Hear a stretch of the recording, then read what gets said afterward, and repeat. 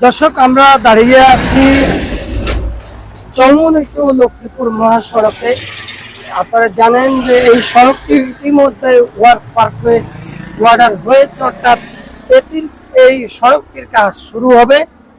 তো এতে করে এই জনসাধারণ আপনারা অনেকেই আতঙ্কে রয়েছেন, কোন লাইন সড়কটি কতটুকু হবে বা কোন পর্যন্ত এটির সীমানা নির্ধারণ হবে। আমাদের কাছে যে তথ্য রয়েছে সেটি হচ্ছে, এখন পর্যন্ত পানি উন্নয়ন বোর্ড বা সড়ক কর্তৃপক্ষ যেটা রয়েছে, সড়ক কর্তৃপক্ষ এখন পর্যন্ত তাদের যে সাইটে তাদের দাগ নির্ধারণ করা সেটি এখনো তারা নির্ধারণ করেনি। তবে এখন আপনারা দেখতে পাচ্ছেন যে এই লক্ষ্মীপুরের এই সড়কটিতে বিভিন্ন জায়গায় সরকারিভাবে দাগ নির্মাণ করা হচ্ছে, দাগ দেওয়া হচ্ছে, সিগন্যাল দেওয়া হচ্ছে, যেটাকে বলা হয় দাগ যেটাকে বলা হয়।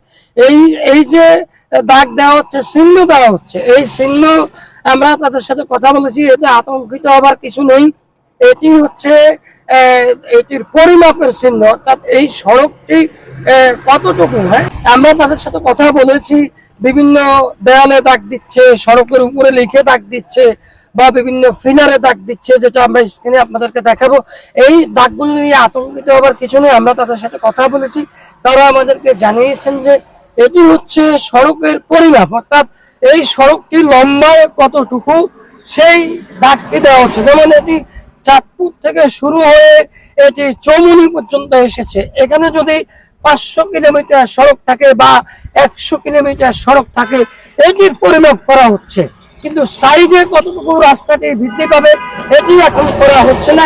এটি এই সড়ক বিভাগের যারা দায়িত্বে রয়েছেন তারা যখন নির্ধারণ করবেন তখনই আপনাদেরকে সিগন্যাল করা হবে, তখন আপনারা আপনাদের ব্যবস্থা গ্রহণ করতে পারবেন। এ সম্পর্কে আপনাদের আতঙ্কিত হওয়ার কোনো কারণ নেই।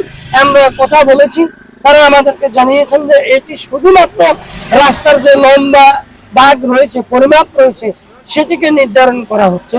সেটির পরিমাপ জানার জন্যই এই দাগ দেওয়া হচ্ছে, সাইডের দাগ এখনো দেওয়া হচ্ছে না। তো আপনারা আতঙ্কিত হওয়ার কিছু নেই। জনস্বার্থে ভিডিওটি সবাই শেয়ার করবেন। কারোর সাথে আপনারা অনৈতিক কোনো লেনদেন করবেন না। কেউ আপনাদের রাস্তা কমিয়ে দিবে, কেউ বাড়িয়ে দিবে, এই ধরনের কারোর সাথে কোনো রকম লেনদেন করার সুযোগ নেই।